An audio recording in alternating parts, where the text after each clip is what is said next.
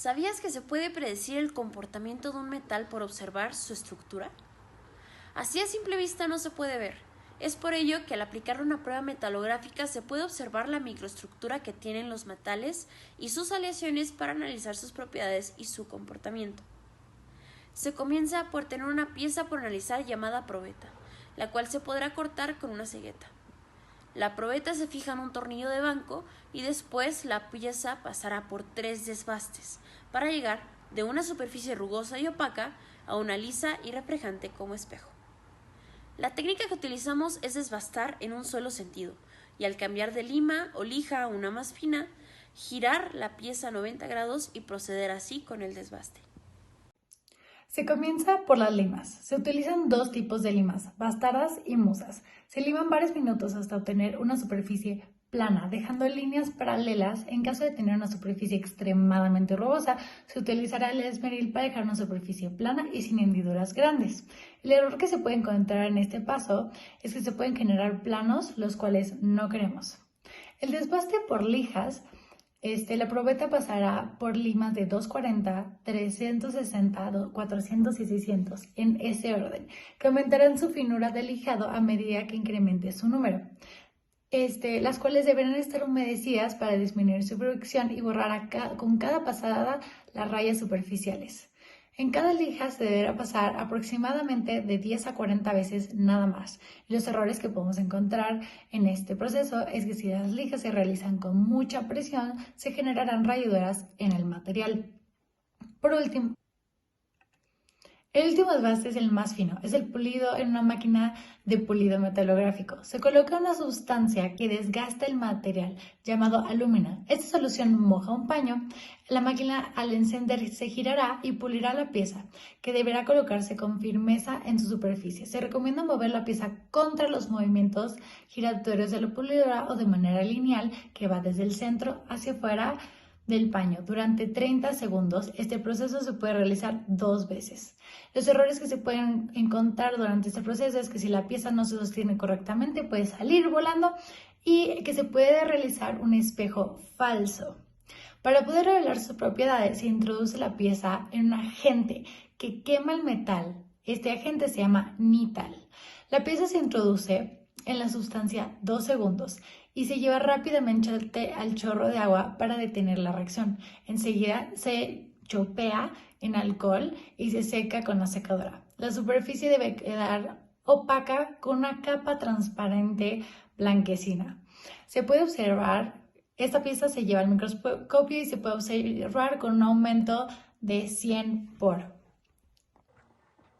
Los granos en una microestructura son fragmentos cristalinos unidos entre sí para formar el metal. Con estas palabras podemos entender que los átomos de los metales se agrupan en un tipo de red espacial característica de su estado cristalino, pero esta red no ocupa todo el volumen de forma continua y esto es lo que le da lugar a una estructura granular. Estos granos permiten conocer las propiedades del metal.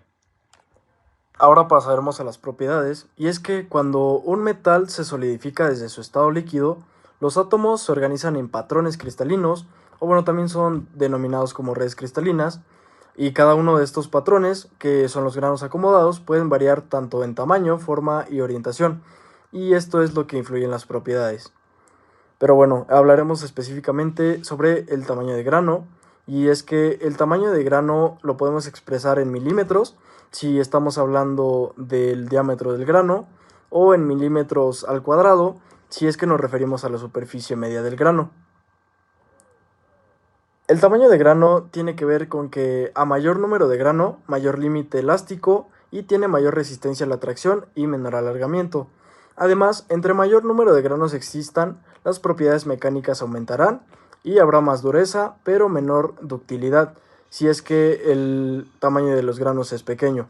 Contrario a lo que pasa con los granos grandes, que en los patrones ASTM son los primeros números, y estos números son los cuales tienen menor resistencia al desgaste, son menos duros, pero son más dúctiles y maleables.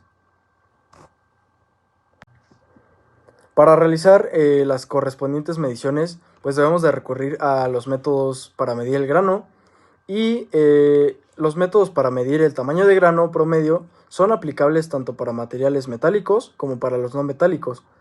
Estos métodos son de la siguiente forma y aquí nombraremos 3. Comenzaremos con el que es la comparación ASTM, que es una comparación del grano con una serie de patrones ya estandarizados. Y para este método se utilizan microscopios, puesto que es totalmente comparativo. Y lo que hay que hacer es que primero se analiza lo que observamos en el microscopio para después hacer una comparación con los patrones que van determinando qué tamaño tiene cada grano. Esta comparación y estas escalas ya estandarizadas de los tamaños del grano ya están estandarizadas con números. Además, este método puede llegar a alcanzar una precisión enorme, es el más preciso de los 3, de un número de tamaño de grano.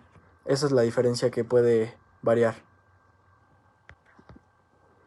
Ahora pasaremos al segundo método, que es el método de planimetría, y este es un recuento real del tamaño de grano en un área determinada. Esto quiere decir que aquí vamos a obtener el número de granos por unidad de área. Aquí se debe de inscribir o dibujar un círculo o un rectángulo que debe contener al menos 50 granos. Cuando el área ya está definida, se procede a contar los granos dentro de esta área. Y la suma total debe de ser entre los granos enteros y los granos intersectados con la circunferencia o ya sea con el rectángulo. Estos granos intersectados, que también los podríamos denominar como las mitades de los granos, los debemos de contar como 0.5. Y hemos llegado a lo que es el tercer método, que es el método de intersección. Y en este hay que trazar una línea según la norma establecida de la ASTM y contar el número de granos que intersectan con esta línea. Se usa la intersección del punto por unidad de longitud para determinar el tamaño de grano. Y bueno, a diferencia del método anterior, que pues es el de planimetría, este procedimiento es mucho más rápido porque se cuentan menos granos, obviamente, y se tienen precisiones con una diferencia muy baja, que es del 0.5. La diferencia entre error y defecto de los materiales es que el error se refiere a una acción humana que produce un resultado incorrecto durante la fabricación de un material. Estos pueden ser involuntarios, como un descuido, una mala medición, etc. O también puede ser de diseño, como un error en la planificación del material. Y el defecto es la imperfección del material como consecuencia del error. El defecto puede ser físico, como grietas, deformaciones, roturas o porosidades. Puede ser químico, como impurezas, descomposiciones o cambios en la composición del material. O también puede ser mecánico, que es como debilitamiento, fatiga o baja resistencia.